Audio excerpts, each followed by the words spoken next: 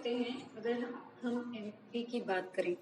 ये फिर से एक वैसी ही टेबल है जो ये बताती है कि एम्प्लॉयमेंट की कहाँ-कहाँ अपॉर्चुनिटीज हो सकती हैं। ऐसे कौन-कौन से काम हो सकते हैं जहाँ पर रोजगार मिल सकता है लोगों को, और खासकर यूथ एम्प्लॉयमेंट की अगर आप बात करें तो एम्प्लॉयमेंट जनरेट हो सकता है। ये स्लाइड आपको थोड़ी देर के लिए ध्यान दिलाती है कि अगर टूरिस्ट आ रहा है आपके स्टेट में या किसी भी जगह पर, तो वो कितना खर्च कर रहा है, ऐसे खर्च कर रहा है।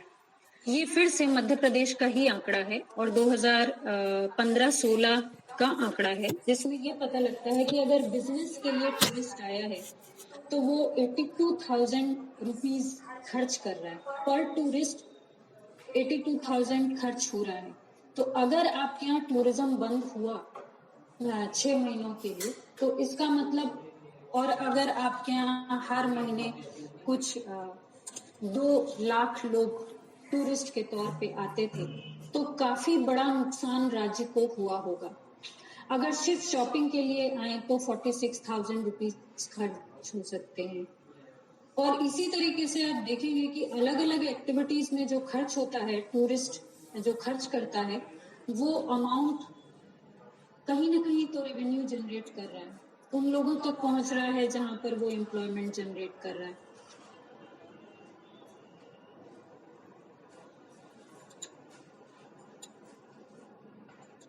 एक बार फिर से, क्योंकि हमें बिल्कुल भी नहीं कुछ सुनाई दे रहा है उधर से, इसलिए हम आपसे फिर से पूछ लें, सर आप लोगों को मेरी आवाज आ रही है शायद?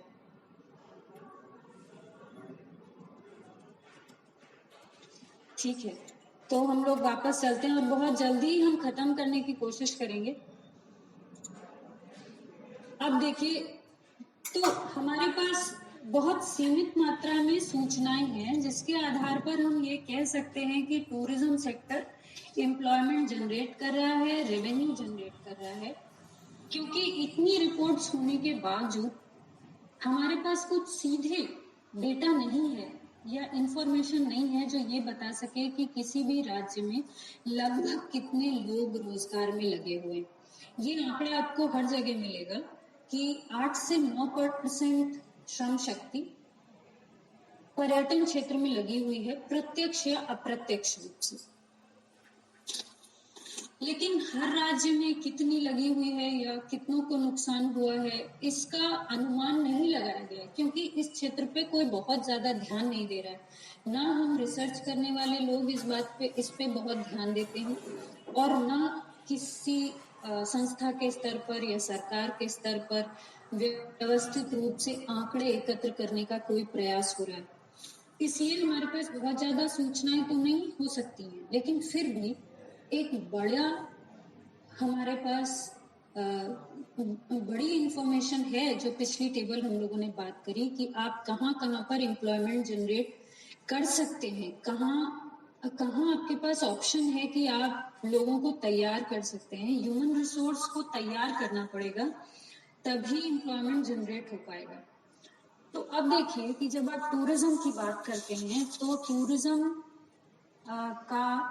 टूरिज्म सेक्टर के साथ जो पॉसिबिलिटी है, जो संभावना है, उसको 2 हिस्सों में बांट के देखिए। एक स्टेक होल्डर्स की टूरिज्म एक्टिविटी अगर डेवलप होगी, टूरिज्म सेक्टर को अगर डेवलप करना है, एक तो हमारे देश में अक्सर आप बड़े उद्योगपतियों को ये कहते हुए सुनेंगे जो कि होटल व्यवसाय से या जो कि इंफ्रास्ट्रक्चर इंडस्ट्री से जुड़े हुए हैं। बहुत सालों से मांग की जा रही है कि टूरिज्म को इंडस्ट्री का स्टेटस दिया जाना चाहिए। इंडस्ट्री का स्टेटस नहीं है टूरिज्म के पास। टूरिज्म एक इकोनॉमिक एक्टिविटी है या लाइवलीहुड ऑप्शन है सिर्फ, लेकिन इंडस्ट्री नहीं है, तो उस पे व्यवस्थित निवेश भी नहीं हो पाता है। जैसे एग्रीकल्चर या टेक्सटाइल्स या फूड इंडस्ट्री, बहुत सारा इन्वेस्टमेंट होता है, मीडिया एंटरटेनमेंट इन्वेस्टमेंट होता है, लेकिन टूरिज्म सेक्टर पे इन्वेस्टमेंट होना इतना आसान नहीं है। तो इसलिए इसमें स्टेक होल्डर्स कौन कौन से हैं, किसको फायदा होता है या कौन लोग इससे जुड़े हुए होते हैं, कौन प्रत्यक्ष और अप्रत्यक्ष रूप से प्रभावित होते हैं, इनको आप स्टेक होल्डर्स में देख सकते हैं। और सबसे पहला बड़ा स्टेक होल्डर या स्टेक होल्डिंग उनकी है जो कि इस पे लाइवलीहुड के लिए डिपेंड करते हैं। अगर हम इलाहाबाद की बात करें तो इलाहाबाद की कम से कम 50% जनसंख्या माघ मेले और कुंभ मेले या संगम के आसपास होने वाली गतिविधियों पर निर्भर करती है। चाहे वो वहाँ छोटा सामान बेच रहा हो या वो ट्रांसपोर्टेशन की सुविधा दे रहा हो या वो मैकेनिक के रूप में कार्य कर रहा हो या वो नाविक के रूप में कार्य कर रहा हो। तो जितने भी छोटे छोटे व्यवसाय हैं या जो छोटी छोटी व्यवस्थाएं हैं संगम के आसपास, वो बहुत बड़ी मात्रा में लोगों को लाइवलीहुड दे रही है। इसलिए सबसे बड़ा स्टेक होल्डर तो यही लोग हैं। लेकिन इनके हाथ में रिसोर्सेज नहीं है या इनके हाथ में कोई निर्णय लेने की क्षमता भी नहीं है। तो निर्णय लेने की क्षमता कहाँ है, निर्णय किस स्तर पे लिया जाएगा? जो स्थानीय प्रशासन है, वो जो स्थानीय व्यापार जगत है, उनको मिल के निर्णय लेना पड़ेगा स्थानीय प्रशासन के साथ, तभी आप पर्यटन को बढ़ावा दे सकते हैं। जैसे हमारे यहाँ जब माघ मेले का आयोजन हो रहा है या जब कुंभ 2013 में आयोजित किया गया था, तो वो एक बहुत बड़े पैमाने पे आयोजित किया गया और कोविड के बावजूद इस साल उसमें कोई कटौती नहीं की गई। सरकार ने बजट में भी कोई कटौती नहीं करी और उसके आयोजन में भी कोई कटौती नहीं करी।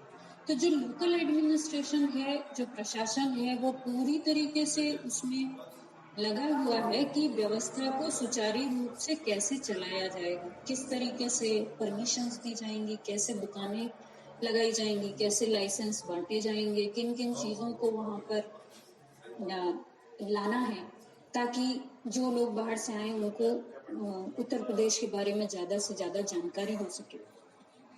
इसी तरीके से जो सिविल सोसाइटी है एट लार्ज, उसका भी स्टेक होल्डर, वो भी एक स्टेक होल्डर है जिसमें आप हम सब लोग आते हैं कि हम लोग न तो लोकल एडमिनिस्ट्रेशन का हिस्सा है, न बिजनेस कम्युनिटी है, लेकिन हम जो कि एजुकेशन सेक्टर में है या हम में से बहुत सारे लोग जो एजुकेशन सेक्टर में नहीं भी है, मान लीजिए, वो इस सिविल सोसाइटी का हिस्सा है जिनको कि सामाजिक जिम्मेदारी के तौर पर यदि हमारे क्षेत्र में या हम जिस जगह पर रह रहे हैं वहां पर कुछ ऐसी यूनिक चीजें हैं जिसको हम पर्यटक को बता सकते हैं, तो हमें उसके लिए कुछ कार्य करने पड़ेंगे। और आपको आज के समय में ये ज्यादा आसानी से आप कर सकते हैं क्योंकि आपके पास इंटरनेट की अगर सुविधा है तो आप अपने लोकल एरिया को शोकेस कर सकते हैं, उसके बारे में ब्लॉग लिख सकते हैं, उसके बारे में वेब पेज क्रिएट कर सकते हैं जिससे लोगों को उसके बारे में जानकारी होगी। एमपी में ही हमने देखा कि 2003 में एमपी सरकार ने एक पर्सपेक्टिव प्लान बनाया था टूरिज्म सेक्टर के लिए, उसके बाद से कभी बना ही नहीं।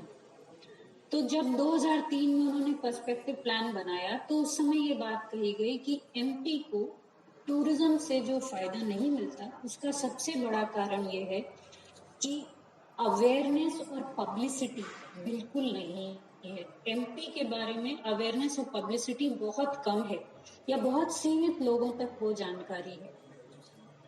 और इतना बड़ा इनक्रेडिबल इंडिया 2.0 का कैंपेन चला कितने सालों तक, लेकिन उसके बावजूद भी कुछ ऐसे राज्य रह गए जिनको कोई फायदा नहीं हुआ टूरिज्म सेक्टर में। तो इस वजह से ये जो स्टेट गवर्नमेंट है, सेंट्रल गवर्नमेंट है और जो बड़े इंडस्ट्रियल ग्रुप्स हैं, उनका बहुत बड़ा रोल है और उन्हीं का रोल ज्यादा है। हम ये नहीं कह सकते कि टूरिज्म सेक्टर को डेवलप करने के लिए इंडिविजुअल्स की जिम्मेदारी ज्यादा है, यहाँ पर निश्चित तौर पे सरकार की जिम्मेदारी ज्यादा है।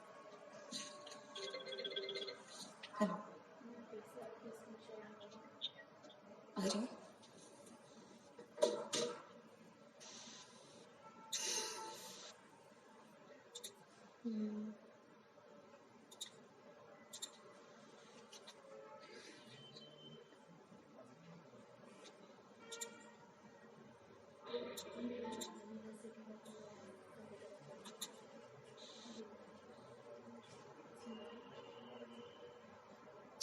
शायद स्क्रीन शेयरिंग वापस से चली गई थी, तो देखिए हमने कोशिश किया है, शायद आपको दिखाई दे रहा होगा।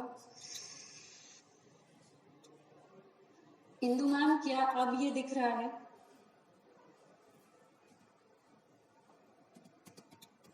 ओके।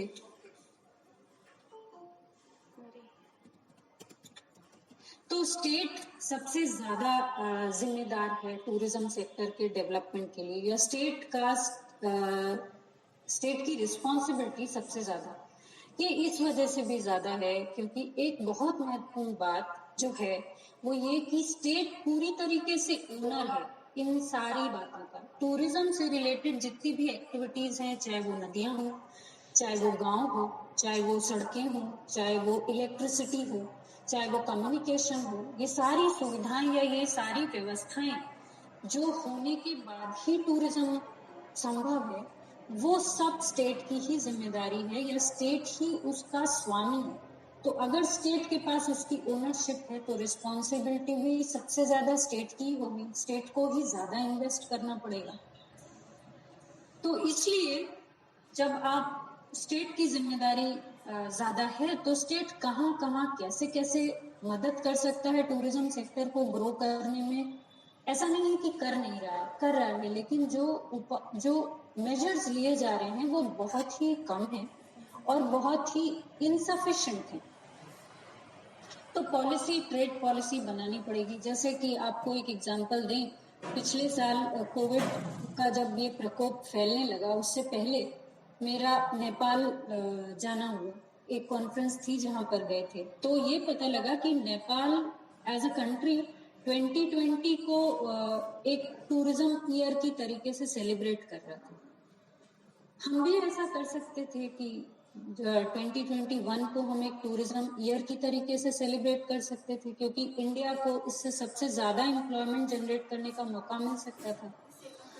इंडिया में जितना वाइट कल्चर है या जितना ज्यादा ऑप्शंस है एक साथ इंडिया के पास शोकेस करने के लिए, तो पॉलिसी बनानी पड़ेगी।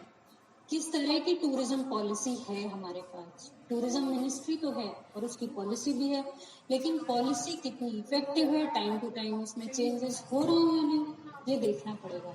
गवर्नमेंट किस तरीके से प्रोत्साहन दे सकती है? जैसा कि जो ट्रेड बॉडीज हैं, टूरिज्म में जो बॉडी है हमारे देश में, वो उनका ये मानना है कि टूरिज्म सेक्टर को क्रेडिट बहुत कम मिलता है, टूरिज्म सेक्टर को जो टैक्स रिबेट्स हैं वो बहुत कम मिलते हैं, या टूरिज्म पे जो सर्विस टैक्स की वजह से इम्पैक्ट आ रहा है, जीएसटी की वजह से जो इम्पैक्ट आ रहा है वो बहुत ज्यादा है। और कोविड के टाइम पे जब ऐसे ही इस सेक्टर को लॉस सबसे ज्यादा हुआ है तो इसमें कुछ कमी होनी चाहिए थी, लेकिन ऐसा तो कुछ नहीं हुआ। मान लीजिए ये कुछ ना भी किया जाए तो कुछ और बातें हैं जो कि हो सकती हैं, जिससे कि रिकवरी हो सकती है या सस्टेन्ड ग्रोथ हो सकती है।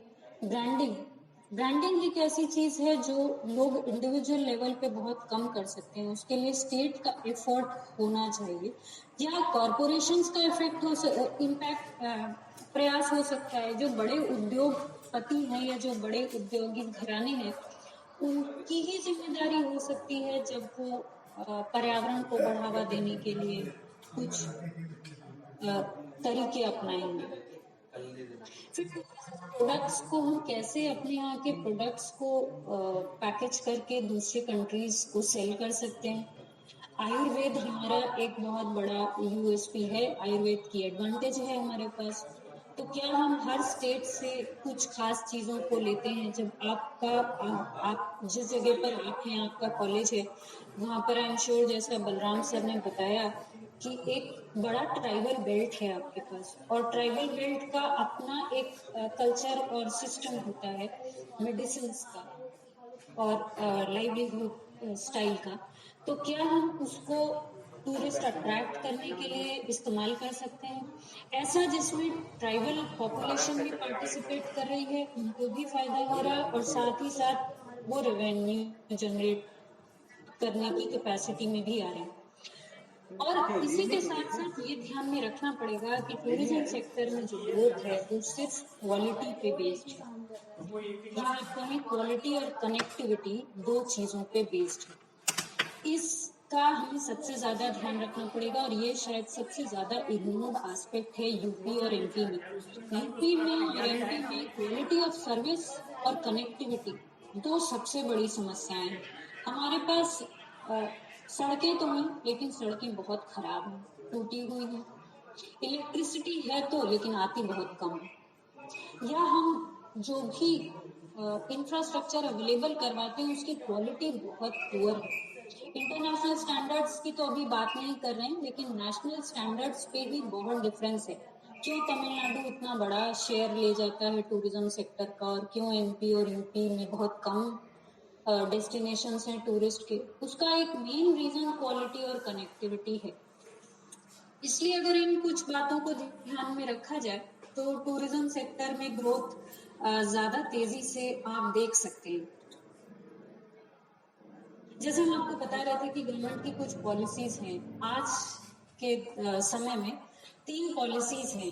प्रसाद है, स्वदेश दर्शन है, और इस साल के बजट में कुछ 19 आइकॉनिक टूरिस्ट साइट्स या डेस्टिनेशन डेवलप करने की बात सरकार ने की है। लेकिन ये सारी स्कीम्स बहुत इनएडिक्वेट हैं या इनसफिशिएंट हैं। तो आप ये नहीं कह सकते कि सरकार सिर्फ इसी पे खर्च करेगी, लेकिन करना तो पड़ेगा ही। तो अगर सरकार नहीं खर्च कर रही है तो सरकार को वो तरीके ढूंढने पड़ेंगे जिससे कि इन जगहों पे न सिर्फ इन्वेस्टमेंट आ पाए, बल्कि रिटर्न भी जनरेट हो पाए। क्योंकि प्राइवेट सेक्टर तो टूरिज्म को डेवलप तभी करेगा जब उसको रिटर्न मिल रहा हो, और जब तक रिटर्न नहीं मिल रहा है तब तक स्टेट की रिस्पॉन्सिबिलिटी ज्यादा है। और इसमें ये तीनों अप्रोच, जो आप शायद सभी लोग इस बात को मानेंगे कि हम आजकल जो भी हमारे पास समस्या है उसको सुलझाने का यही अप्रोच है। शॉर्ट टर्म भी देखना पड़ेगा आपको, शॉर्ट टर्म कुछ प्लान्स बनाने पड़ेंगे, कुछ मीडियम टर्म होंगे और कुछ लॉन्ग टर्म होंगे। इंफ्रास्ट्रक्चर हमेशा लॉन्ग टर्म है। और यूपी की फिर से बात करेंगे आप कि यूपी में कोविड के पूरे समय के दौरान हाईवेज को, रोड्स को डेवलप करने की जो प्रक्रिया है वो निरंतर चलती रही, और हर राज्य में शायद चल रही होगी, जिससे हमें आने वाले टाइम में कनेक्टिविटी या ट्रांसपोर्टेशन की जो कॉस्ट है उसको कम करने में काफी मदद मिलेगी। एक अध्ययन में ये भी बात समझ में आई कि मध्य प्रदेश और उत्तर प्रदेश जैसी जगहों पे जब टूरिस्ट जाता है तो उसके टोटल एक्सपेंडिचर का 60% हिस्सा ट्रांसपोर्टेशन में ही खर्च हो जाता है। तो उसके पास जो हिस्सा बच रहा है वो बहुत कम है, जो कि उस स्टेट की पॉपुलेशन को या उस लोकल एरिया की पॉपुलेशन को कुछ मदद कर सकता है। तो अगर होम स्टे जैसी पॉलिसी या कुछ खास पैकेजेस अगर आप बनाएं, मतलब हम जिस एरिया में हैं या आप जिस एरिया में हैं, अगर हम उस एरिया स्पेसिफिक एक पैकेज, टूर पैकेज डेवलप करके किसी इंडस्ट्री एसोसिएशन के साथ बात करें या लोकल एडमिनिस्ट्रेशन के साथ बात करें कि वो उसको आगे कंपनीज तक लेके जाएं। तो जैसे गवर्नमेंट ऑफ इंडिया की एलटीसी की पॉलिसी है, वैसे बड़े बड़े इंडस्ट्रीज में भी इसी तरह की इंसेंटिव पॉलिसी होती है कि वो अपने एम्प्लॉयज को ट्रैवल के लिए भेजते हैं, टूर्स के लिए भेजते हैं। तो एमपी उसमें एक बड़ा डेस्टिनेशन हो सकता है, और आपका एरिया खासकर एक बड़ा डेस्टिनेशन हो सकता है जहां पर कंपनी स्पॉन्सर्ड ट्रिप्स करवाई जा सकती हैं, कंपनी स्पॉन्सर्ड इवेंट्स कराए जा सकते हैं। जैसे आपका ये वेबिनार है, ये वेबिनार बहुत तरीके से टूरिज्म एक्टिविटी को बढ़ावा देने का काम किसी टाइम पे कर सकता है, अगर आप इसको एक बड़े पैमाने पे लेके जाने की कोशिश करें, जिसके लिए आपको बहुत बड़ी मात्रा में इन्वेस्टमेंट तो चाहिए होगा, एक्सपेंडिचर चाहिए। तो अगर आप इसको एज अ पैकेज डेवलप करने की कोशिश करें कि आपके यहाँ जो आएगा वो सेमिनार अटेंड करेगा, उसके बाद जो आपका लोकल एरिया है उसको देखेगा, डेफिनेटली ये समय शायद उतना सूटेबल नहीं है, लेकिन यही समय है जब हम इस काम को कर सकते हैं, क्योंकि इस समय लोगों के पास कहीं न कहीं जाने की इच्छा तो है, और लोगों ने इतने दिनों से सेविंग्स जो करी है, वो सेविंग्स आसानी से स्पेंड हो सकती है जब आप उनको टाइम और मनी दोनों में वैल्यू जनरेट कर सकें। जैसे कि एक छोटा सा एग्जांपल देखिए कि आपने सुना होगा जरूर न्यूज में कि जैसे जैसे लॉकडाउन खत्म होने लगा, वैसे से वैसे हमारे देश से जो टूरिज्म के पर्पज से बाहर जाने वाले लोग थे, खासकर सेलिब्रिटीज, जिसमें फिल्म के लोग या खेल जगत के लोग या अधिकारी, मालदीव्स एक बहुत इंपॉर्टेंट डेस्टिनेशन था। सारे लोग मालदीव्स जा रहे थे और वहां पर बहुत तरह की सुविधाएं मालदीव्स पैकेज के रूप में दे रहा था, जिससे लोगों को एक लाइफ टाइम एक्सपीरियंस हुआ वहां के कल्चर को जानने का, वहां के फूड को जानने का, वहां के लोगों के लाइफस्टाइल को जानने का। तो एमपी के पास और आपके पास ये सारे ऑप्शंस हैं, बस हमें ये देखना पड़ेगा कि हम इसको कैसे मोबिलाइज कर सकते हैं टेक्नोलॉजी की सहायता से। तो मेरे तरफ से यही सबमिशन था, और आपके इतने अच्छे वेबिनार के टॉपिक के लिए मुझे भी बहुत अच्छा लगा कि मैं इन सारे कुछ बातों को इकट्ठा कर पाई और आपके साथ मैं अपनी तरफ से बात और आप लोग जो कहना चाहें, मुझसे कुछ बताना चाहें या अपनी कोई बात कहना चाहें तो आप कह सकते हैं।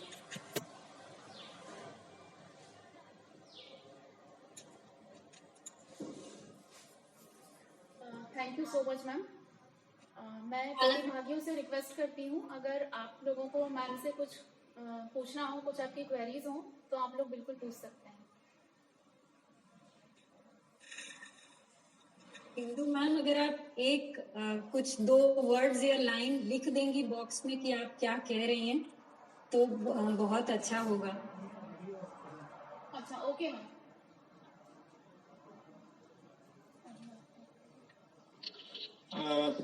हेलो। एक लिमिटेशन ये हो गई है टेक्नोलॉजी की कि हम चूंकि सुन नहीं पा रहे हैं आपको, तो अगर कोई कुछ क्वेश्चन कह रहा है या कोई अपनी बात कुछ रख रहा है तो हम जरूर उसको पढ़ना चाहिए। अभी तो कर ही सकते हैं। हेलो हेलो मैडम, मुझे सुन पा रहे हैं आप? हेलो। जब तक आप लोग अपनी बात बता रहे हैं, योगेश जी ने लिखा है कि टेक्नोलॉजी कैसे हेल्प कर सकती है। टेक्नोलॉजी आपको बिल्कुल हेल्प कर सकती है, क्योंकि अगर आप ये वेबिनार करवा पा रहे हैं तो इसका मतलब कि आप अपने क्षेत्र के अगर ऐसे ही कुछ 1-2 छोटे वीडियोस बनाएं और उसको शोकेस करने की कोशिश करें। आप लोकल एडमिनिस्ट्रेशन में जिसको जानते हो या आप किसी इंडस्ट्रियल ग्रुप के पास या किसी आपके ही क्षेत्र में जो एक बड़ा इंडस्ट्रियल हाउस हो, जो लोग वहां पर कोई प्रोजेक्ट लॉन्च कर रहे हो, आप उनसे बात करें, क्योंकि आप तो लोग कॉलेज के हैं।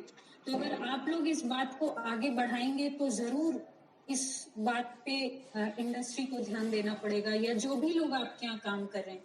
मान लीजिए आपके क्षेत्र में कोई रियल एस्टेट एजेंट है जो कोई बड़ा प्रोजेक्ट लॉन्च कर रहा है, या आपके क्षेत्र में होटल एसोसिएशन जरूर होगी, क्योंकि वो हर एरिया में होती है, हर शहर में। आप छिंदवाड़ा की बात करें या मान लीजिए कि आप भोपाल की बात करके देखें, भोपाल में देख सकते हैं, इंदौर में देख सकते हैं, जहाँ जो एसोसिएशन होगी, तो आपके क्षेत्र में जैसा हमने थोड़ी बहुत जानकारी इकट्ठी करी, उस हिसाब से आपके पास ट्राइबल कल्चर को शोकेस करने का बहुत अच्छा मौका है। उनका जो खान पान का तरीका है, उनका जो रहन सहन का तरीका है, उनकी जो पुरानी परंपरागत चाहे हस्तशिल्प हो या उनकी जो पद्धतियां हो, या अगर आपको ऐसा लगता है कि आप जिस क्षेत्र में हैं वहां पर मान लीजिए कोई लोकल मेला आयोजित किया जा सकता हो, या कोई ट्राइबल टूर आप ऑर्गेनाइज कर सकते हो।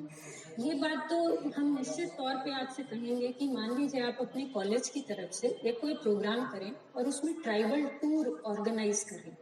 जैसे क्या हुआ कि उत्तर प्रदेश में आपको हम बताएं कि जो हमारा ट्राइबल एरिया है वहां पर दुधवा नेशनल पार्क है, तो उत्तर प्रदेश सरकार ने क्या किया कि जो टूरिस्ट दुधवा नेशनल पार्क देखने आएंगे उनके लिए वो ट्राइबल विलेज का टूर खुद ही ऑर्गेनाइज कर रहे थे, और वो सारे टूरिस्ट किसी होटल में नहीं रुकेंगे, बल्कि वो जो ट्राइबल विलेज था वहीं से कुछ घरों में वो लोग रुकेंगे, उनके यहाँ रहेंगे, वही लोग उनको खाना खिलाएंगे, वही उनके बाकी सारे आने जाने की व्यवस्था देखेंगे, और उसके लिए सरकार मदद कर रही थी उन लोगों को।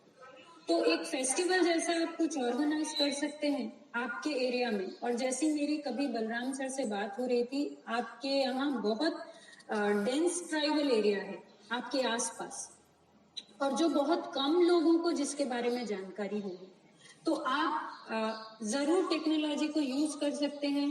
आप चाहे तो अपना ब्लॉग स्टार्ट कर लीजिए और उसके माध्यम से लोगों को बताइए।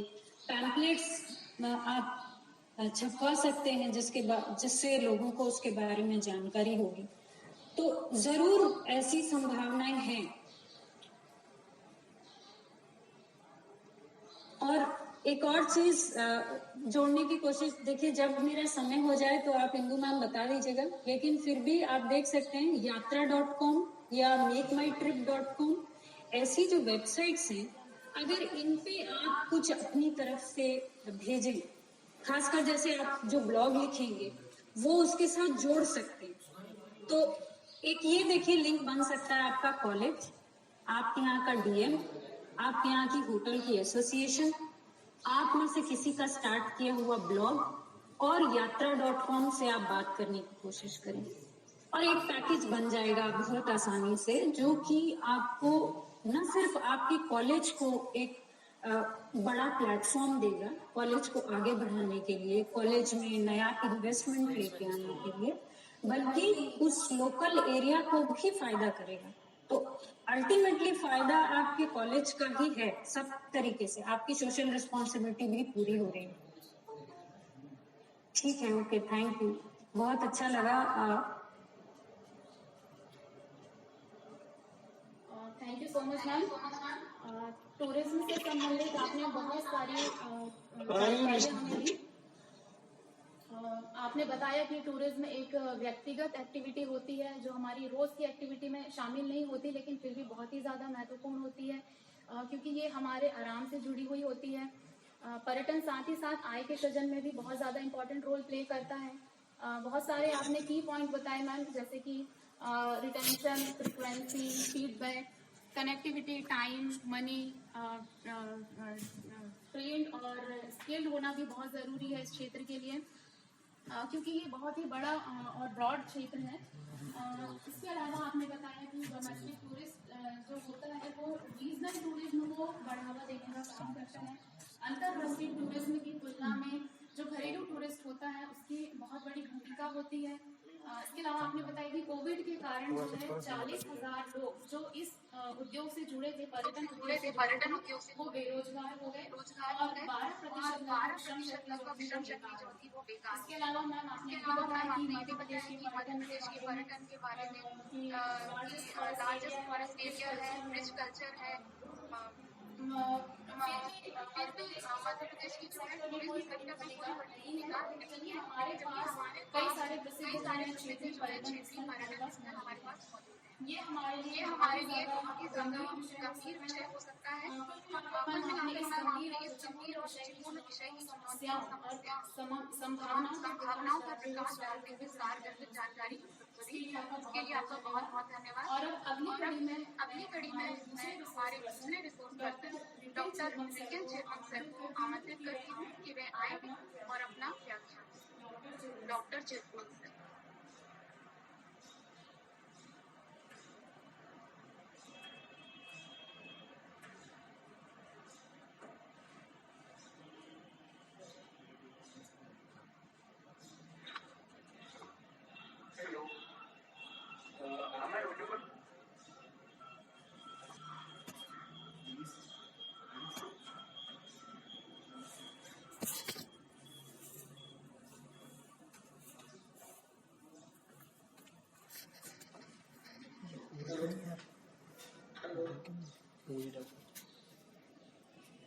जी sir, you are audible. Okay, good afternoon to all of you. First of all, I would like to thank Dr. D.K. Indorkar, Principal of Government College, Sosar, and B.R. Singotia, Balram sir, convener of this webinar, and Ms. Indu Tandekar, co-convener of this seminar, and the resource person of the day, Dr. Swati ma'am, and all the participants of today's webinar. And thank you so much for giving me this opportunity to share with you regarding the importance of tourism industry in India as well as in Europe. So Hindi, I have some not flow in Hindi. So if there is needed, maybe some few words I will use some Hindi, but otherwise I will deliver my speech with your permission in English. I think is that okay or okay? So this is the webinar. It is organized in a very right time. We are in the middle of the pandemic, and the tourism industry is considered as the industry. Okay, in the industry, and it is very relevant for the world as well as India, because now the world is integrated. Okay, and the world is integrated. After 1995, we are part of the globalization, and the visa regime was lifted. Okay, and then we can go anywhere, and India, in that matters, also become the one of the top tourism destination. And also there are many Indians who go abroad, that we call the inbound, the outbound tourism, and the inbound tourism, as well as the domestic tourism. So we have three types of this tourism here, where we are looking at, and then because of this significant importance of this tourism, and the unprecedented shock by COVID-19, and the world suffered badly in terms of their growth in the tourism industry, and as well as the economy as a whole. Okay, and Dr. Swati have a very elaborative explain about the regional tourism and how it can generate employment opportunity for our people, and I will not some of it I will not repeat. I will try not to repeat some of those things, but I will look my presentation will look from the global perspective, and also a bit on the India aggregate as a whole. Okay, and my main focus of today's discussion will be on how the tourism sector, okay, can be competitive, okay, and then also how the tourism sector can be sustainable, because whenever there is a shock happen, and whenever there is a shock happen, so then we have to be prepared for that shock. Okay, and so these three things I will try to present before you today, and there are quite a number of good papers which is already published in a very reputed journals, the impact of COVID on the tourism sector. So one of those papers, what I feel, one or two, three papers, what I feel is very relevant, which talk about the travel and tourism competitive index, and also try to look at how actually tourism can be sustainable. So I'll try to elaborate a bit about how this paper actually try to show empirically and the importance of this sectors. So I will present my slide, and then you can see the screen here.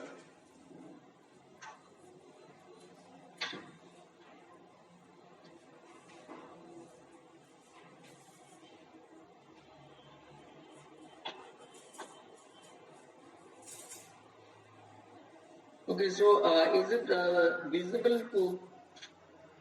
Is it visible? Yes, sir. Yes. So the main theme of this webinar is regional tourism development and possible of employment after COVID-19. So please, if my voice is disconnect here and there, and you please drop a message, or you can interrupt me. And as you know, from the very beginning, people travel, and food, water, safety, or acquisition of resources, trade, were early the travel motivation. As the road were improved and governance stabilized, the interest in travels increased for education, sightseeing, religious purposes. Tourists are people who travel away from their home for pleasure, or the tourism is one of the fastest growing industry in the world, and it's generated a lot of job. So the money spent by tourists add to the well of country's economic growth. So tourism is the activities of people traveling to and staying in places outside their usual environment for leisure, business, and other purposes for not more than one consecutive year. And some of the factors favor the growth of tourism is the management and environment destination, the economy of the country, the cultural importance of the destination, research importance of destination, religious importance of destination, and the technology. And here we know that we are in the middle of this COVID-19, and this paper is timely published. That is the impact of COVID-19 on the travel and tourism industry, a global perspective.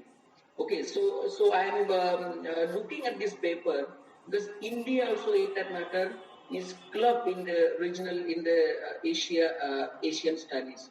So this is a joint paper by many authors, okay, which is published in Technological for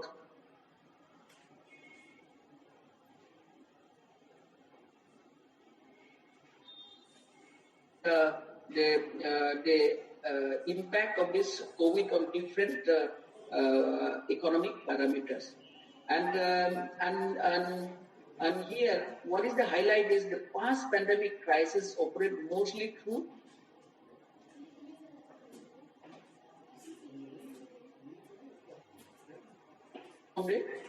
shock on the individual, or it could be on the macro aspect. That means when I say macro aspect, that is on the basis of effect on the growth, effect on the employment, or effect on the government revenue. Okay, and then in the individual, that is the income of the individual, they have lost their job, so on and so forth. So that is the I give a syncretic shock, and there is exposed to domestic tourism sectors to a large adverse shock. So it affects both the domestic and then the international tourists. And private and public policies, of course, must be coordinated to capacity building. And also the social distance hospitality services automation. Recovery of the tourism industry worldwide will take more time than the average expected recovery. So, from the start of the COVID-19 crisis in China, the impact of the pandemic on the travel tourism industry was significantly underestimated. Even now, policymakers and tourism practitioners do not have full understanding about the scenario and effect of the crisis, which will have an unprecedented impact on the tourism industry. So their study attempts to explore the negative impact on the world and the geographical travel and tourism industry. It also plans to investigate the nature of the impact, understanding the level of potential impact on the global channels of transmission will help us predict the extent of the current and future epidemics effect on the tourism industry. And the World Travel and Tourism Council has warned the COVID-19 pandemic could cut 550 million jobs worldwide in the travel and tourism industry. Asia is expected to be most affected once the uh, outbreak is over. It could take up to 10 months for the industry to recover. So the tourism industry currently accounts 10% of the global GDP. And the COVID-19 epidemic is putting up, what I have told, 50 million job global travel and tourism sector at risk. We travel gliding to slump in a quarter of years. So in that matter, the Asia also being the most affected continent by the COVID, where the international travel could be adversely impacted by 25% this year. And there is a loss of 3 to 4 months travel. All those people who have already done the booking, it has been cancelled. And the highlight is the international tourists are driven by world region.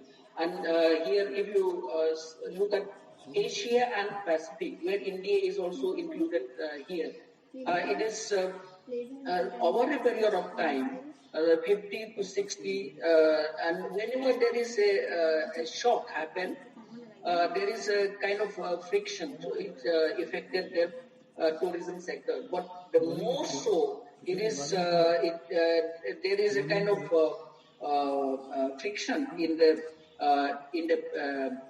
current scenario. And here, this paper use the panel data to estimate the kind of shock which is hit the global economy, which is including India in that matters. And you will see this spike. Is this spike clear, visible to you all? This diagram. See from the start, that is 1, 2, 3, 4.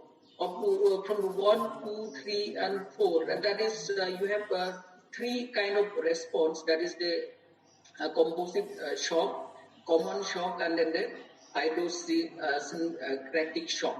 So this is in a short run when there is a incident happen. Very immediately there is a sudden shock happen. And what we call that is the signal, the frequency suddenly strike, and then there is a friction which is happen and hit most of the economic parameters in a very short run, and in long run slowly, and then it will be normalized. So in a very short run, we hit that shock. Then to recover from this shock, it will take some time, and unless the government try to revive the shock. And here there are 3 shocks. Now here, this is, they have estimated the impact of the output in the travel and tourism industry by whole region. So, so here also scenario 1, scenario 2, scenario 3. You see most of these pandemic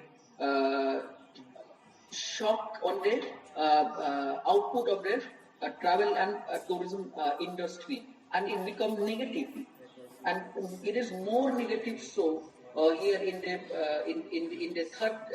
third scenario, so which means that there is so much impact on the real GDP. Okay, in terms of $1 billion at the constant price. So the real GDP, because GDP is one of the indicators we use to measure our growth, and this is the macro impact of the pandemic globally, and also Asia, in Southeast Asia, where India also clocked in Southeast Asia. And but if we look at the particular Asian, particular country, India, in that matter, so in after 3 months of the pandemic, India GDP is contracted to minus 22 to 23%. But then after that, due to the shock happened due to this pandemic, and after some time there is a generate of demand, then slowly there is a lifting down for 50%, and then the shock normalized. Then again the GDP contracted to 7%. But now it is predicted, okay, by the World Bank or by the other agencies that to overcome this shock, okay, we have to increase our investment and also the consumption in order to revive saving, investment, and consumption. So this is the most important economic policy that the least the government can do in order to revive the economy. And now it is predicted that if the government generate demand in the economy, and then this shock will be overcome, and then it will the GDP, real GDP, will increase to 11%. That means double-digit growth in the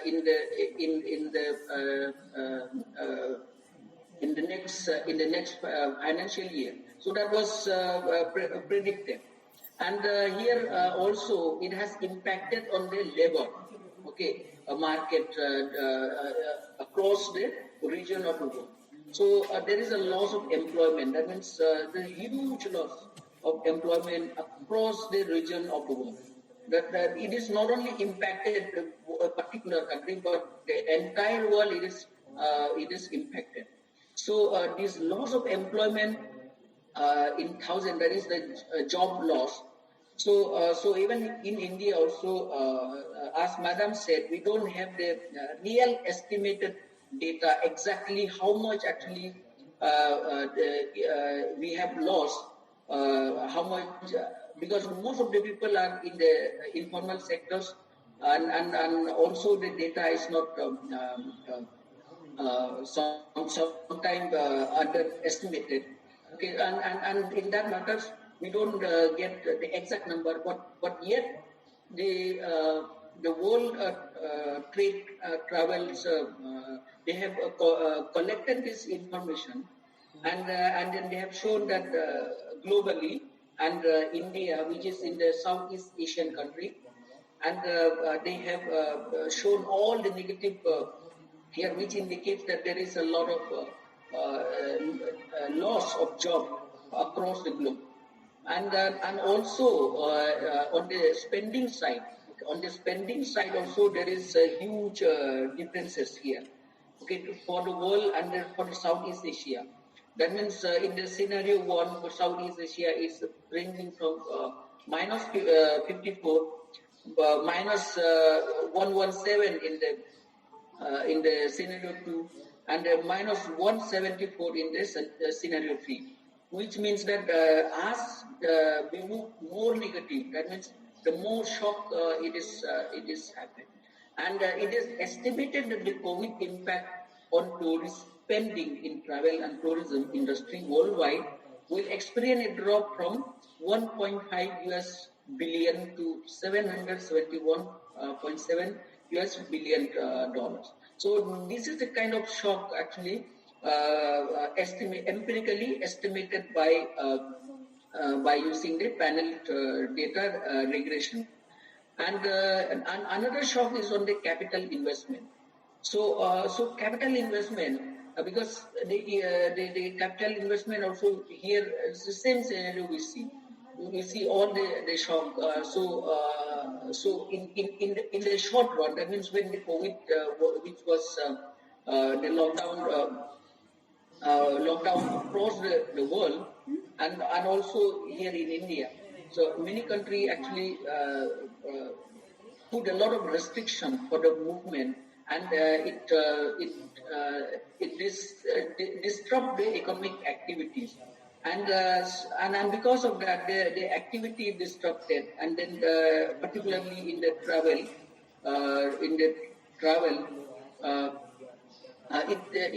it hit so badly. Okay, so this is one shock what we have also observed the capital investment. Okay, and then what is the overall finding of this study is the modest contribution to the field of pandemic economics and tourism, and the study hope that it will encourage further research on this critical issue. That means this study, in a very time bound, it responds to the immediate external shock, because the world now it is very contagion, it is integrated. So we are living like what we call the small village, because due to this advancement of technology, and if anything happen in one country, the other country also will get affected very immediately. And this is the shock. It is a kind of shock where it happened. And now, if this shock happened, then now can we make the tourism industry more sustainable, and to achieve that sustainable development? So, from a global perspective, what was said, that tourism that takes full account of its current and future economic and social and environmental impact, and addressing the needs of the visitor, the industry, the environment, and the host community. And sustainable tourism development guidelines and management practices are applicable to all forms of tourism in all types of destinations, including mass tourism and various niche tourism segments. The sustainability of the principle refers to the environment, economic, and socio-cultural aspect of the tourism development. And the suitable balance must be established between these three dimensions to guarantee it long-term sustainability. And plus, sustainable tourism should make optimal use of environmental resources that constitute a key element in tourism development, maintaining essential ecological processes and helping to conserve natural heritage and biodiversity, and respect the socio-cultural authenticity of host country, conserve their built and living cultural heritage and tradition values, and contribute to intercultural understanding and tolerance. And the third importance of sustainable tourism is to ensure the viable long-term economic operations, provide socio-economic benefits to all stakeholders. So these stakeholders, it's already explained by our first resource person, and how actually they are engaged, they are involved in tourism sectors, and due to this immediate lockdown, and how they are affected, how their livelihood are being affected, and this should fairly distributed, including stable employment and income earning opportunity and social services to host community and contributing to poverty alleviation. So these are these three most important aspect, which is considered that if we can focus here, if we can uh, uh, make its more people say employment oriented, then the tourism sector will be stable with the help of the institutional support. And also, sustainable tourism development requires the informed participation of all relevant stakeholders as well as the strong political leaders to ensure wide participation and consensus building. Achieving sustainable tourism is a continuous process and it requires constant monitoring of impacts, introducing the necessary preventive and corrective measures whenever necessary. So these stakeholders, it is very important. For example, like a local traders and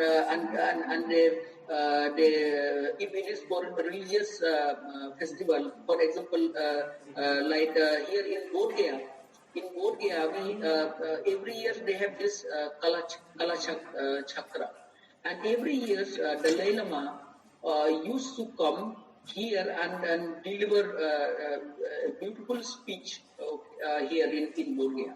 And those 3 years, many people across the globe and also domestic, around 12 to 15 lakhs people annually comes to Bulgaria, okay, to take the blessing of the Lord Gautam Buddha, and here how the people get benefit from this, and the stakeholders. One visited hotel operators, and then the another is the foreign visitors here, and then also those who came for religious purpose. Okay, and then also those different operators, let's say flight operators, and also the government institution. And there is a lot of thing happening here in this aspect. And last year there was also a proposal on the tourism and religious on the urban space, religious tourism or on the urban making. And I think this is a very important issue one can look into. And then the sustainable tourism should also maintain a high level of tourist satisfaction and ensure a meaningful experience to the tourists, raising their awareness about sustainability issue and promoting sustainable tourism practices among them. So as our first resource persons mentioned about the satisfaction of the and meaningful experience of the tourists. So UP considered to be the most attracted tourist destination, domestic tourist destination. Okay, UP, and so in that matter, Tamil Nadu attract more of the foreign visitors. So now, how can we make this sustainable? Okay, like for example, UP. If you visit in most of the tourist places, so they have to keep the city clean, and they have to maintain the infrastructure in order to attract more people. Okay, so this kind of things the government have to work an extra mile in order to make the tourism sustainable, in order to make the tourists satisfied about and share their experience, and also do the short documentaries for all this to promote this tourism. Like here in India, especially like what Madam has said about the campaign about Incredible India. So in that matters, the northeastern state here in India, because of this Incredible India campaign, Incredible Northeast is what we call. Now the tourist arrival every year, there is the northeastern state. It is hilly in nature, and there is scenic beauty, and many tourists had started moving towards the northeast. So because of this kind of campaign, need to spread out in making the short documentaries and make in the YouTube channels, okay, and media. Now all this kind of thing, it is a matter that tourists will sustain. And earlier, if you talk 5 years before, in Meghalaya, we don't have the OYO rooms, we don't have hotels, okay, because there is the kind of information. It is not enough for the people to browse the tourist destination. But now people have enough information because of this media platform, and people start moving to see all the beautiful and scenic beauty of the northeastern region. Okay, and that is, if it continues for a long run, people will earn a lot of employment from this tourism, and this can make their livelihood. And then measuring the sustainability in tourism, a global analysis. So sustainability is a key factor in tourism competitiveness, which is pointed out by Rodrigues, Pulido 2019. So they have analyzed the relationship between sustainability and tourism competitiveness and the potential differences in these parameters between geographical regions. And the Travel and Tourism Competitiveness Index of the World Economic Forum is most commonly used to measure the tourism competitiveness. So now, for example, this index has been criticized by some of the academicians, but the World Economic Forum, they have incorporated this criticism by some of the academicians and the way what they thought the parameters it's being selected, and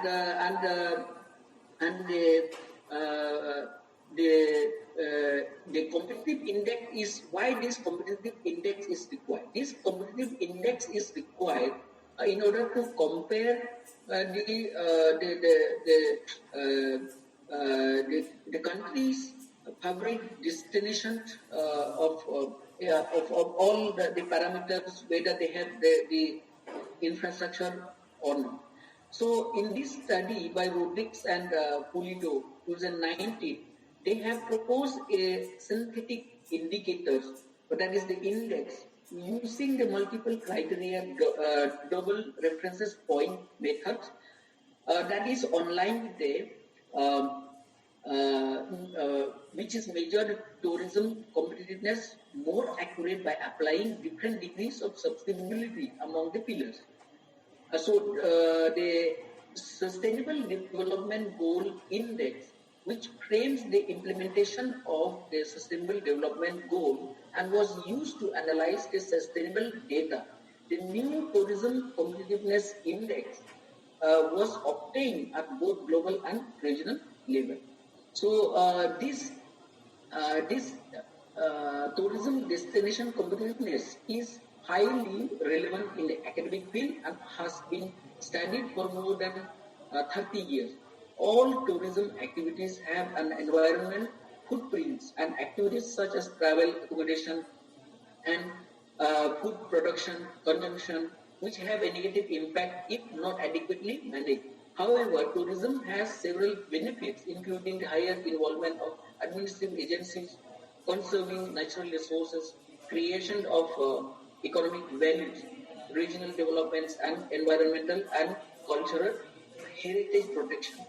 Tourism integrated in the local community, distance from mass tourism, is necessary to provide more realistic experiment which raise awareness of the need to preserve the tradition of the local community and their surrounding and practices sustainable tourism.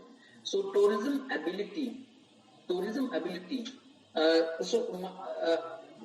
My voice is audible clearly to you all, or should I increase it? Okay. So I shall continue. And the tourism ability to promote social sustainability is reflected by inclusion of tourism in 3 sustainable development goals. That is promoting economic growth and employment. That is goal 8. Sustainable production and consumption, goal 12, and the marine conservation, that is goal 14. So the cross-cultural nature of the tourism and its multiplier effect in many other sectors allows the 17 goals to be attained. So this study ensured that all stakeholders work together in making the tourism a catalyst for change and respect the nature, culture, and host community during travel activities. So sustainability is increasingly understood as a competitive advantage and a key factors of competitiveness in the tourism industry. So therefore, the analysis of the relationship between these 2 parameters is crucial. Since 2007, the World Economic Forum has formulated the Travel and Tourism Competitiveness Index, published regularly in the Travel and Tourism Competitiveness Report, and measured the competitiveness of the main tourist destination worldwide. So the objective of this TTCI is to evaluate the factors and policy that make destination attractive to international tourism. So for India also we have so many good tourism destinations. For example, like we have Goa, we have Kerala, we have northeastern state, and we have Madhya Pradesh, we have UP, and we have Bihar, that we have Nalanda, Bodh Gaya, and we have northeast, southwest. I think in India also we have so many places, very good tourist destination. So we have to suggest a policy which can attract more international tourism, and also in that matters governance and safety also is very important in that.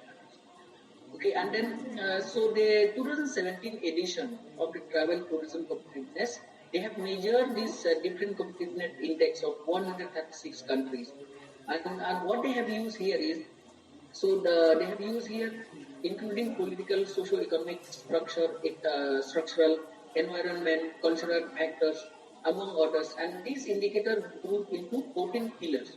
So each pillar was classified into 4 sub-indexes. And then enabling environment, travel policy, and enabling condition, infrastructure, and the natural and cultural resources. So the sub-index were added to the development of the tourism index. From a methodological perspective, at each aggregation level, the World Economic Forum develops a corresponding composite indicators, unweighted average of the indicators. That is a pillar of the sub-index. So the unweighted sub-index, which was used as the unweighted average of the pillars, that means the SII, that D, that is it is the summation of MD J I1 PDIJ. So which means that this is the MD is the number of the pillars. That is, each sub-index of tourism competitiveness is it n sub-domain of the 1 to 4. 4. That means what is the 4 sub-indexes? Is the this is what I have mentioned: enabling condition, infrastructure, natural and natural resources, and then enabling environment and policy domain. So this one formula was used to compute the index in order to weight, to normalize the weight. And furthermore, the travel and tourism competitiveness index for each country is calculated again the index is the sub-indexes which is composed the travel tourism competitiveness index. And so this is the last submission of the of the index is where the weak index is the arithmetic mean of the score of the M pillars. And the strong index is the minimum pillars score, and the intermediate index, which is the average between the weak and the strong. So this index was used, in order to see how sustainable this is with respect to the enabling environment, infrastructure, policy, socio-economic, cultural. And then this study finding is that the relationship between the sustainability and tourism competitiveness is positive. So they have found a very positive relationship in all the analysis performed, though it is strong when calculated without allowing substitutability, especially when considering the regional index. So these trends show the value of this regional study of tourism competitiveness, because in addition to helping managers develop strategies to improve tourism competitiveness, it allows them to know the effect that this strategy will have on sustainability.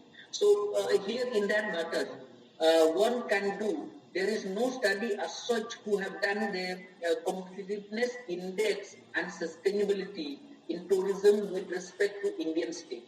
So this sustainability, this is at the global perspective, where India also club one of in this. But at the state level, I think that the study is lagging. So the sustainability and tourism competitiveness. And now we come to the Indian perspective. A snapshot on the Indian perspective related to tourism and hospitality. As Madam was mentioned about the importance of the tourism sectors, which contribute hugely to our growth and then to our economy. So Indian tourism and hospitality industry has emerged one of the key drivers of growth among the services sector in India. So the tourism is in India has significant potential considering the rich cultural and historical heritage, variety in ecology, terrains, places of natural beauty spread across the country. Tourism is also potentially large employment generator, beside being significant source of foreign exchange for the country. Tourism is vital for the success of many economies around the world. There are several benefits of tourism on host destination. Tourism boosts the revenue of the economy, creates thousands of jobs, develops the infrastructure of a country, and plants a sense of cultural exchange between foreigners and citizens.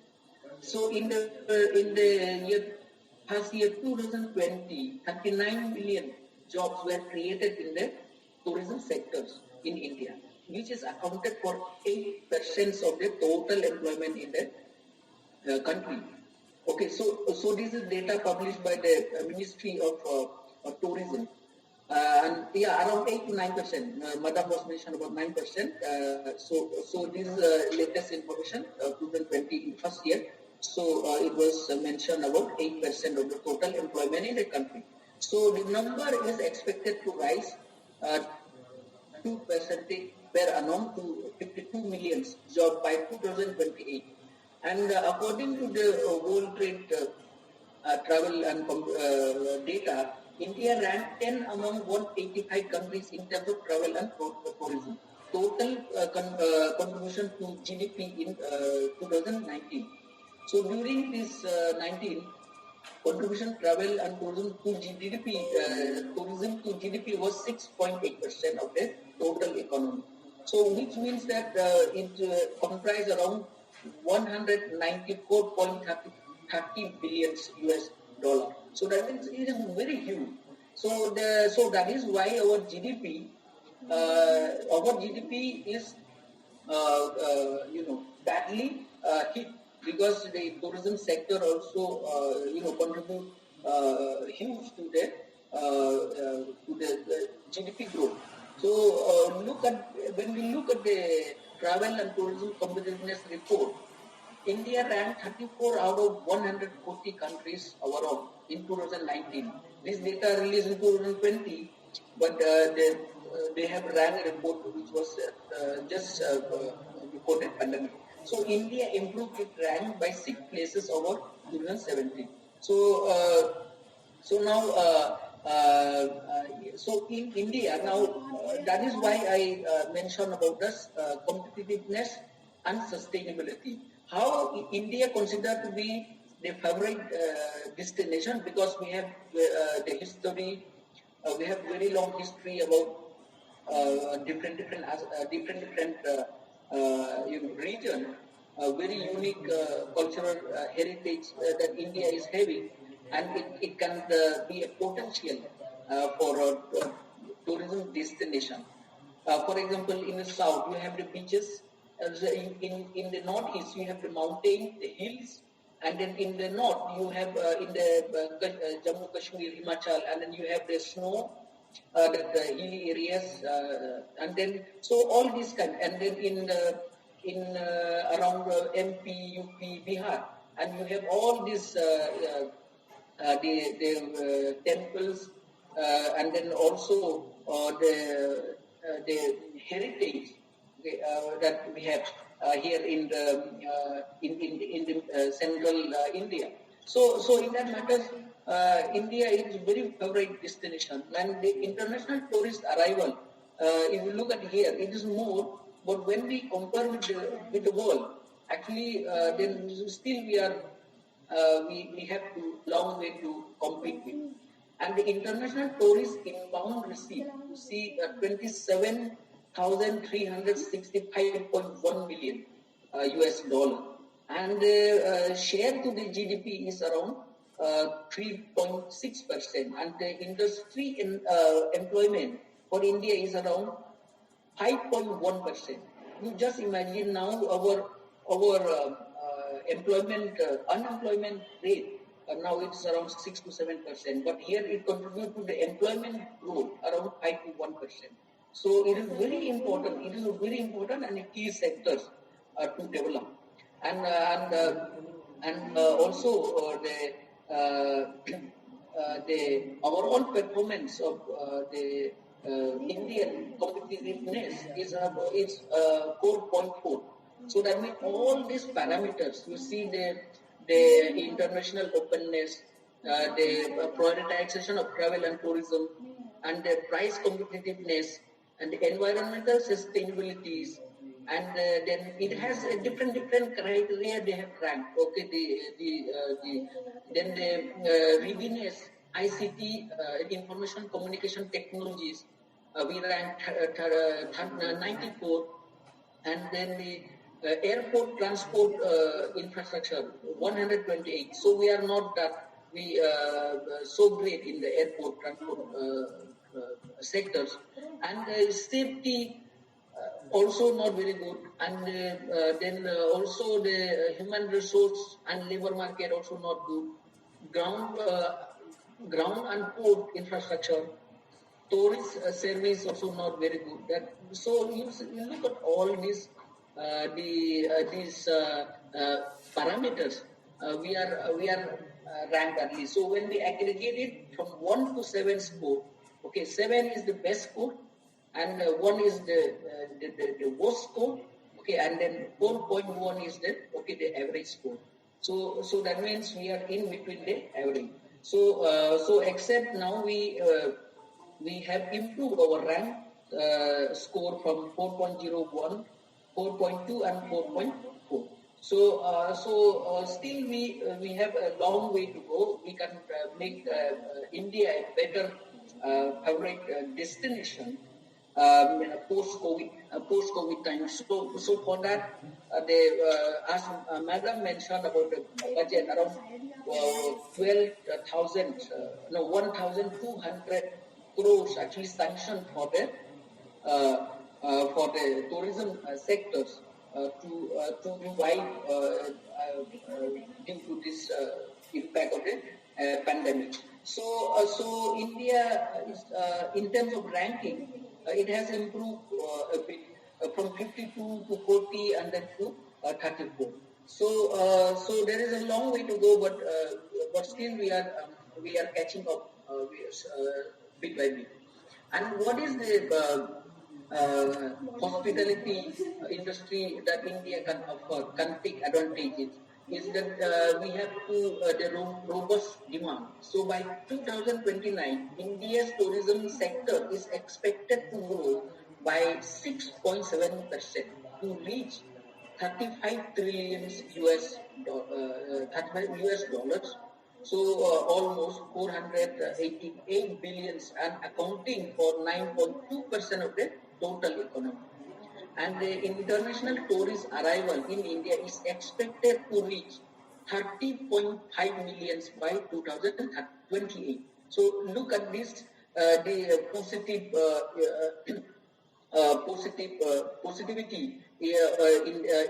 in hospitality in industry here in India, and also attractive opportunity. The government provide free loans to MSME to help them with the crisis and revive the economy, including the tourism sectors. So most of the pandemic crisis, the government plans to tap into regional tourism by opening doors for South Asian countries' tourism. So for example, here in the northeastern state, we have a border. Northeastern state have a border with the northeastern state have a border with Bangladesh, a border with Nepal, border with Bhutan, border with Myanmar. So all the northeastern state now India government plan to improve the water movement and also improve the flight movement across this state in order to attract the Northeast as a tourism hub. So this is the plan actually to open doors to the South Asian countries, and also policy support. So the government India will develop 17 iconic tourist sites in India to into world-class destination as per Union budget that is just proposed in the last 2020. So campaigns such as Madam mentioned about the Swadesh Darshan, the theme-based tourist circuit was launched to harness the tourism industry potential. But sadly to say that the tourism industry which is flourished here in Bodh Gaya, in the Buddhist center, it is not sanctioned any grant to revive this. Bihar government have done something to revive this tourism sector here in the Bodh Gaya, but the Indian government right now they have not allotted the budget allocation for revival of this Bodh Gaya. That means the circuit, Buddhist circuit center here in Gaya. So this can have a potential. And what is a diverse attraction is India offer geographical diversity, attractive beaches, 37 World Heritage Sites and 10 biogeographic zones. So as I mentioned about, we have our cultural diversity here in India, and we can take advantage of this. We can take advantage of this, and the country big coastline is dotted with several attractive beaches. Okay, so we have different areas that we can develop. And here, if you see at the market size, the direct contribution of tourists and hospitality to GDP, it is increasing up to 2019. Okay, but then but due to the pandemic in 2020, it has fallen down. And then again, they have predicted it will shoot up to $194.69 US billion in 2028. That is predicted. And the travel and tourism total contribution to GDP, that also increasing continuously in 2019. But in 2020, in the last quarter, due to the pandemic and lockdown, it was badly hit, and then in 29 it was predicted that it will contribute to huge to the GDP. And then the segment-wise revenue share. Now, if we look at the revenue share, if business spending is only 6%, but leisure spending is 94%. And what is the expected segment of the revenue share is 94%, that is on the business spending, okay, and then 5.4% on the leisure. And then also the foreign tourist arrival in India, which is always increasing trends, 16 to 19, always an increasing trends. But in 2020, it was fallen down badly, very badly, and then India, in that matters, lost a lot of foreign exchange earning. You look from this graph here, it is only 6.15 billion US dollars. So in 2020, so it will fallen down from 29 billions or 30 billions to 6 billions. So that is the kind of impacted when we look at the current situation, and then it is badly affected the different stakeholders. So now, what the initiative by the government is three most important initiatives, that is Incredible India campaign, and then Swadesh Darshan, and then this Sati, then the government. So what is the government think about post-COVID situation? Initiative to revive tourism industry for boosting employment and economic growth. So here some of the points that the Indian government has realized country potential in the tourism industry sector, has taken several steps to India's global tourism hub. Some of the major initiatives planned by the government is to boost the tourism and hospitality sectors of India. That is, the Prime Minister has the Arogya Van, Ekta Mall, Children Nutrition Park, and Sardar Patel Zoological Park, Jungle Safari near the Statue of Unity at Narmada district. Okay, and then the initiative is also part of 17 new projects that are planned. And additional government will also launch seaplane service from Ahmedabad to Statue of Unity in major push to India tourism. That is, the Ministry of Tourism developed an initial call. That is what I mentioned, Sati, the system for assessment, awareness, and training for hospitality industry by partnership with the Quality Council of India. The initiative will effectively implement the guidelines, standard operating procedure issued with reference to COVID-19 for safe operation of hotels, restaurants, and others unit. Ministry of Tourism launched Dekho Apna Desh webinar series to provide information on many destinations and share depths and expands on the culture and heritage of India. So Ministry of Tourism launched audio guide facility app called Audiogos for 12 sites in India's including iconic sites.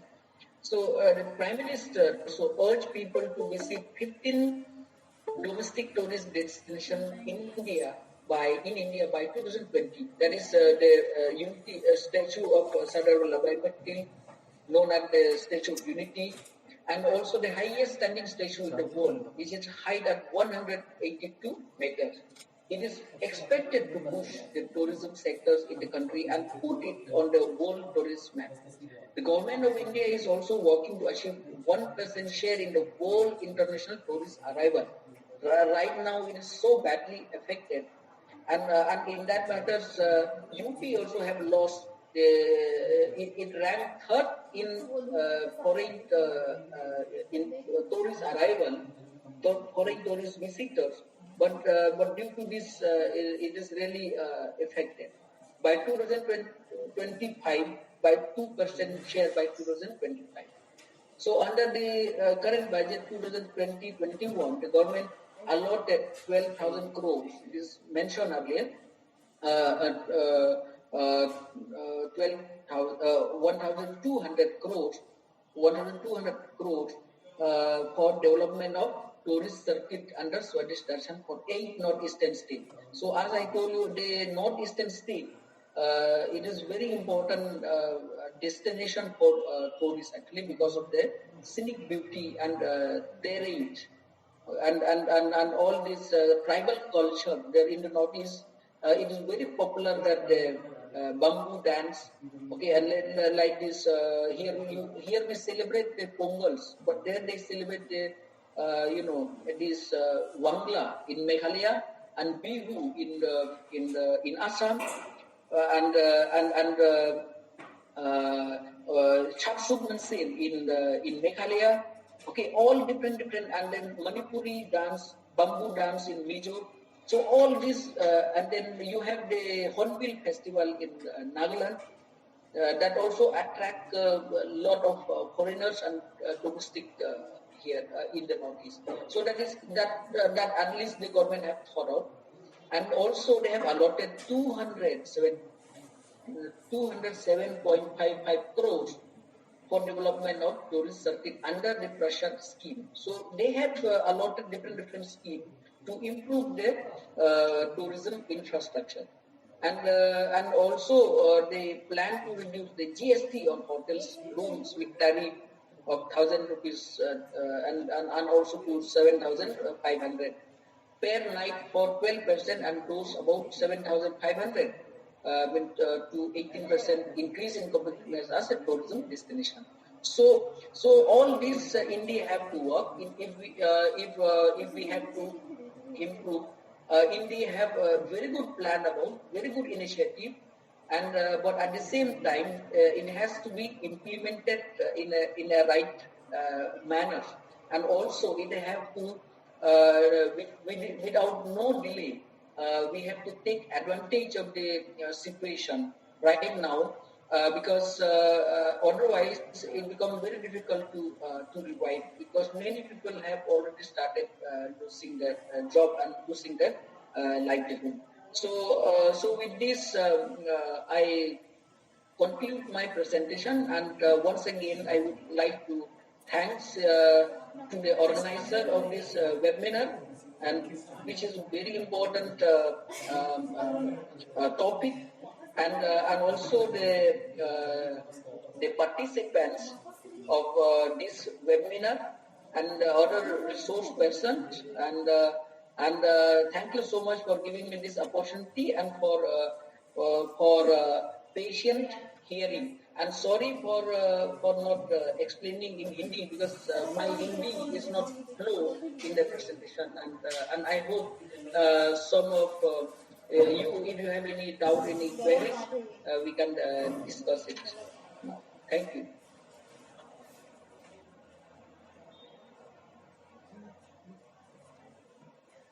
Thank you so much sir. मैं सभी प्रतिभागियों से request करती हूँ कि यदि आप लोगों की कोई क्वेरीज हो तो आप लोग सर से पूछ सकते हैं। Thank you sir, thank you ma'am. I have a question. जैसे state like Madhya Pradesh, there is a huge cultural diversity, right, religious diversity. तो मुझे ऐसे बताइए कि हमको ऐसे टूरिस्ट प्लेस उसका टूरिस्ट प्लेस बताइए जहाँ मतलब सभी लोग जा सकते हैं। जैसे कौन से टूरिस्ट प्लेस विकसित करें जहाँ सभी लोग जा सकें।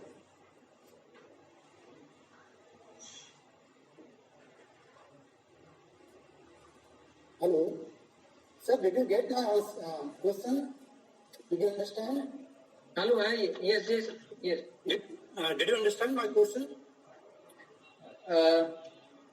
You are asking about Madhya Pradesh. Yes, yes. यहाँ बहुत सारी डाइवर्सिटी है, हाँ, मतलब डाइवर्सिटी, रिलीजियस डाइवर्सिटी। तो मैं आपसे जानना चाहता हूँ, just I want to know from you what kind of tourist place should be developed where everyone can visit. It should be common for everyone. My name is Dr. Jitendra Kumar from DTC College, Chhindwara.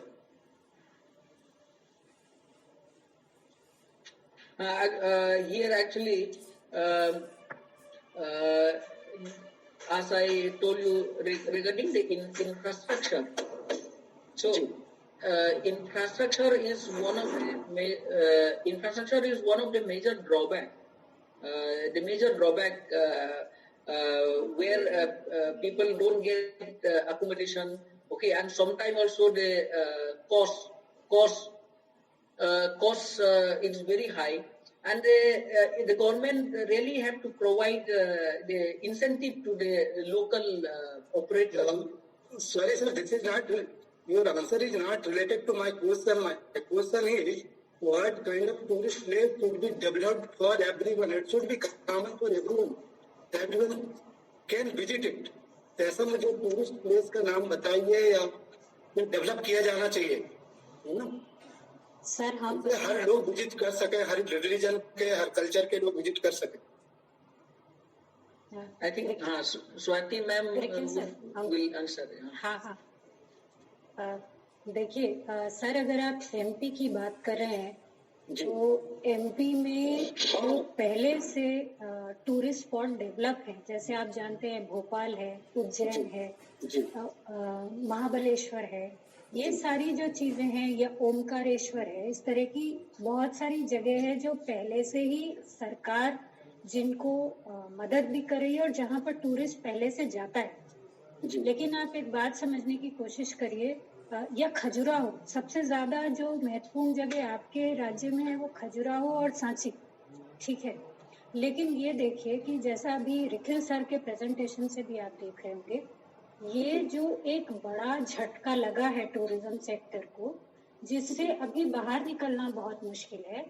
तो अगर हम ये सोचे जहां सारे लोग एक साथ जा सकें, ऐसी किसी जगह को विकसित किया जाए, उससे ज्यादा बेहतर ये होगा. जो बात हमें समझ में आई वो ये कि आपका जो भी एरिया है, अगर आप सिर्फ उस लोकल एरिया को टूरिज्म के तौर पे डेवलप करने की कोशिश करें तो आप देखिए कि आपको ज्यादा सफलता मिलेगी. मान लीजिए आप छिंदवाड़ा की ही बात करते हैं, और छिंदवाड़ा में अगर रेलवे कनेक्टिविटी तो होगी ही, छिंदवाड़ा में बस कनेक्टिविटी होगी, तो जहाँ से बसेस छिंदवाड़ा के लिए आ रही हैं, आप उन जगहों पर क्यों नहीं ऐसा कोई बूथ एस्टैब्लिश करने की कोशिश करते हैं जहाँ पर छिंदवाड़ा के बारे में, छिंदवाड़ा में क्या क्या जगह लोग देख सकते हैं, और आप उन लोगों को टारगेट करने की कोशिश करिए जो कि मान लीजिए कि एमपी में कहीं दूसरी जगह जा रहे हैं और छिंदवाड़ा के आसपास से गुजर रहे हैं.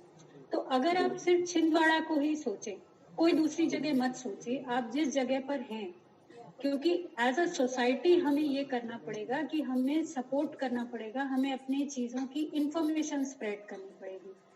तो अगर लोग आने लगेंगे तो धीरे धीरे वो इंफॉर्मेशन अपने आप स्प्रेड हो जाएगी. तो पहले हमें क्वांटिटी नहीं चाहिए. अगर आप ऐसा मानते हो कि क्वांटिटी से बेटर पहले हमें चीजें इनिशिएट करनी है और वो ज्यादा इफेक्टिव होनी चाहिए, वैल्यू फॉर मनी होना चाहिए. देखिए एक चीज जो आपने खुद भी अनुभव की होगी, जब भी हम लोग कहीं ट्रैवल करने जाते हैं तो हमेशा एक दिमाग में ये बात रहती है कि जिस जगह गए वहाँ के लोग हमसे ज्यादा पैसा लेने की कोशिश करते हैं. इलाहाबाद में आप आइए, ये बहुत होता है, जो टूरिस्ट होता है उसको लोग लूटने में लगे रहते हैं. ये सिंपल शब्दों में अगर आप कहें तो हमें क्या, मतलब एक धागा बांधने के लिए 5 से 10 रुपए लेते हैं.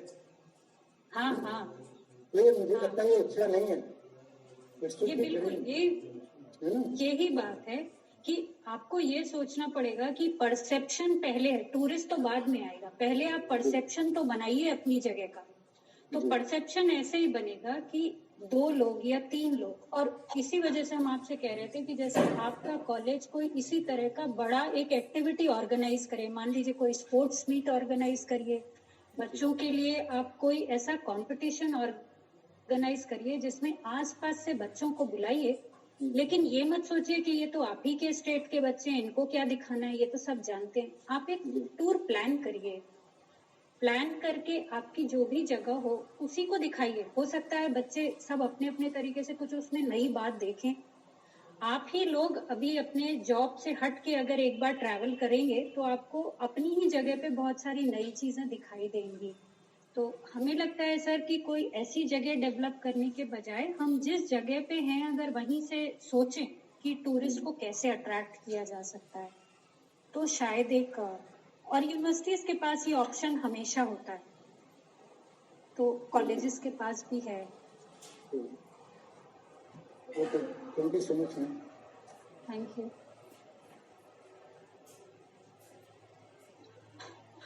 हेलो हेलो सर, मेरा क्वेश्चन सर क्वेश्चन मेरा मैम ये है कि अभी जो रिसेंट डेटा आया है उसमें ये बताया गया है कि जो यूपी है वहाँ सबसे ज्यादा अगर जो हम देखें डोमेस्टिक विजिटर्स आए हैं तो और तमिलनाडु में जो है इंटरनेशनल विजिटर आए हैं सबसे ज्यादा। ठीक है। मैम मेरा क्वेश्चन अब ये है कि अगर जो मध्य प्रदेश को देखें तो मध्य प्रदेश तो मैम ज्यादा diverse as compare to Tamil Nadu, तो फिर क्या क्या हर्डल्स हैं जो कि एक्चुअल में इंटरनेशनल विजिटर्स को वहाँ वो मतलब रोकते हैं आने से? देखिए एक चीज तो Rikhil sir, just for you what he is asking is that what are the major limitations why MP gets the least foreign tourist, that is what he is asking. Okay, so देखिए सबसे बड़ी इम्पोर्टेंट बात यह है कि MP जो है वो लैंडलॉक्ड स्टेट है। चारों तरफ से आप राज्यों से घिरे हैं, आपके पास कोई पोर्ट नहीं है, आपके पास कहीं पर समुद्र नहीं है, बंदरगाह नहीं है, तो इसलिए एयर ट्रैवल भी कम डेवलप हुआ है। आपके यहाँ एक ही जगह है, एक या दो ही मेन डेस्टिनेशंस हैं, भोपाल या शायद उज्जैन, जहाँ पर इंटरनेशनल फ्लाइट आती है और वो भी सिर्फ एक ही फ्लाइट है जो आती है, एयर इंडिया की है या किसी एक और कंपनी की। तो आपके पास जो कनेक्टिविटी है वो सबसे बड़ी प्रॉब्लम है। रोड की कनेक्टिविटी की भी अगर आप बात करें, कुछ समय पहले चित्रकूट मेरा जाना हुआ था, तो जो एमपी का हिस्सा है चित्रकूट का वो यूपी के कंपैरिजन में बहुत डेवलप है, लेकिन फिर भी कनेक्टिविटी का जो प्रॉब्लम है, या शायद हम उस एरिया की पॉपुलेशन को जोड़ नहीं पाए हैं उस टूरिज्म से, तो उनको लगता नहीं कि उनको कोई फायदा होगा। इसलिए अगर वहां पर लोग जा भी रहे हैं तो लोगों का कोई ऐसा एक्सपीरियंस नहीं हो पा रहा है कि लोग वहां दोबारा जाने की सोचें। और यूपी को जो टूरिस्ट ज्यादा मिल जाते हैं उसका एक मेन रीजन ये भी है कि यूपी में तो कनेक्टिविटी बहुत ज्यादा है, चाहे कितना भी पिछड़ा हुआ हो, और आपके पास कल्चर ज्यादा है, और यही एक आपके पास अपॉर्चुनिटी है। देखिए इस समय सबसे ज्यादा अपॉर्चुनिटी अगर किसी स्टेट के पास है तो वो मध्य प्रदेश है, वो डेवलप हो सकता है। ठीक है Rikhil sir, maybe if you want to. I agree with you. See, in that matters, in the Northeast also, as you mentioned about the landlocked, Northeast is a landlocked region, and it is disconnected only 22 to 25 kilometers, and the connectivity is a big issue there also. And also the hospitality, as I have mentioned. And in hospitality, in a sense, the infrastructure which is already provide to the visitor to make them convenient about it and to make them satisfied about it. And this also matters a lot, I think. The kind of environment that you are getting in that, and also the information loaded in the media or in the social media, and so I think all this is the hurdle. Okay.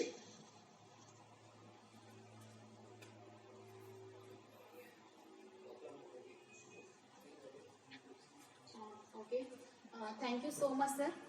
विषय से संबंधित आपने बहुत ही descriptive, important और कंपेंडियस जानकारी हम सबको दी।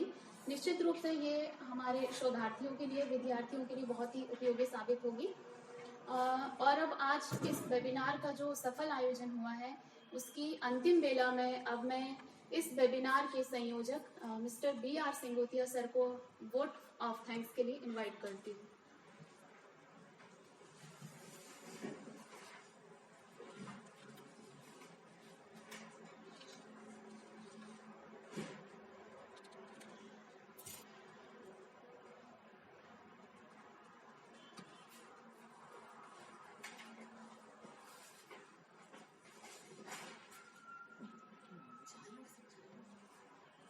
आज की हमारे रिस्पेक्टेड और dynamic resource person doctor Swati Jain madam और डॉक्टर निखिल चिरमन सर, आपका बहुत बहुत धन्यवाद। आपने अपना अमूल्य समय देकर इस वेबिनार में अपनी गौरवमयी उपस्थिति दर्ज की और हमारे महाविद्यालय को गौरवान्वित किया है। उसके लिए आपको बहुत बहुत धन्यवाद। आपके प्रति हम शुक्रगुजार हैं कि आपने कोविड-19 के पश्चात क्षेत्रीय पर्यटन विकास एवं रोजगार की संभावनाएं विषय पर, उससे संबंधित विभिन्न मुद्दों पर, उससे संबंधित विभिन्न तथ्यों पर सारगर्भित जानकारी सार्थक आंकड़ों के साथ में चार्ट के माध्यम से, टेबल के माध्यम से प्रतिभागियों के बीच में रखा। आशा करते हैं कि आप इसी तरह से हमारे महाविद्यालय से भविष्य में भी जुड़े रहेंगे और हमें मार्गदर्शन प्रदान करते रहेंगे। आपको बहुत बहुत धन्यवाद डॉक्टर स्वाति जैन मैडम और डॉक्टर निखिल चिरमन सर। साथ ही आज के इस वेबिनार में जुड़े हुए समस्त प्रतिभागियों को मैं तहे दिल से धन्यवाद प्रेषित करता हूं कि आपने ध्यानपूर्वक इस गंभीर विषय को सुना और हमारे रिसोर्स पर्सन के साथ में विधिवत रूप से ज्ञानवर्धक जानकारी प्राप्त की, उनके साथ में आपने इंटरेक्शन किया, उसके लिए आपको बहुत बहुत धन्यवाद। आपने धैर्य पूर्वक सुना, आपको सभी को बहुत बहुत धन्यवाद। मैं हमारे महाविद्यालय के काफ़ी डायनेमिक हैं और यंग पर्सन हैं प्रिंसिपल डॉक्टर D.K. इंदौरकर साहब के प्रति बहुत बहुत आभारी हूं कि उन्होंने इस नेशनल वेबिनार को आयोजित कराने के लिए प्रशासनिक स्वीकृति हमें प्रदान की और उन्होंने बहुत हमें सहयोग प्रदान किया। साथ ही मैं आभारी हूं ऑर्गेनाइजिंग कमेटी के समस्त मेंबर के प्रति, उन्होंने हमें प्रत्यक्ष और अप्रत्यक्ष रूप से इस वेबिनार के शीर्षक को सेलेक्ट करने के लिए मार्गदर्शन प्रदान किया, जो कि मेरे पीजी कॉलेज महाविद्यालय के गुरुजन भी हैं। उन्होंने मुझे इस टॉपिक पे नेशनल वेबिनार आयोजित कराने के लिए प्रेरित भी किया, उनके लिए मैं बहुत बहुत आभारी हूँ। महाविद्यालय के समस्त स्टाफ के प्रति और टेक्निकल एक्सपर्ट के प्रति भी हम तहे दिल से धन्यवाद प्रेषित करते हैं कि आपने हमें काफ़ी सहयोग किया और इस वेबिनार को सफल बनाने में अपना महत्वपूर्ण समय दिया। बहुत बहुत धन्यवाद सर। पुनः मैं डॉक्टर स्वाति जैन मैडम और डॉक्टर निखिल चिरमन सर को तहे दिल से धन्यवाद प्रेषित करता हूं। मैं अपने स्वयं की ओर से, अर्थशास्त्र विभाग की ओर से और इस महाविद्यालय की ओर से धन्यवाद प्रेषित करता हूं कि आपने अपना बहुमूल्य समय देकर हमें समय प्रदान किया, प्रतिभागियों को अपना समय दिया। Thank you so much madam, thank you sir, धन्यवाद। और साथ ही अब हम इस नेशनल वेबिनार को प्राचार्य महोदय की अनुमति से समाप्त करने की घोषणा करते हैं। धन्यवाद सर। पुनः सभी को मेरा नमस्कार।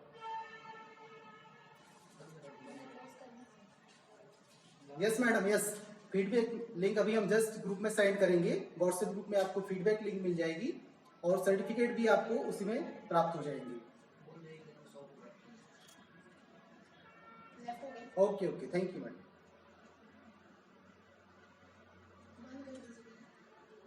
मैं बंद भी कर दूंगा, जो लोग जुड़े हैं वो जुड़े रहेंगे, मुझे सबको निकालना पड़ेगा।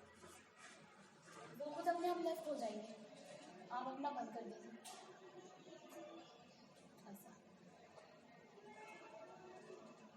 वो खुद लेफ्ट हो जाएंगे। यस सर, जी जी, okay sir, okay, thank you sir, नमस्कार।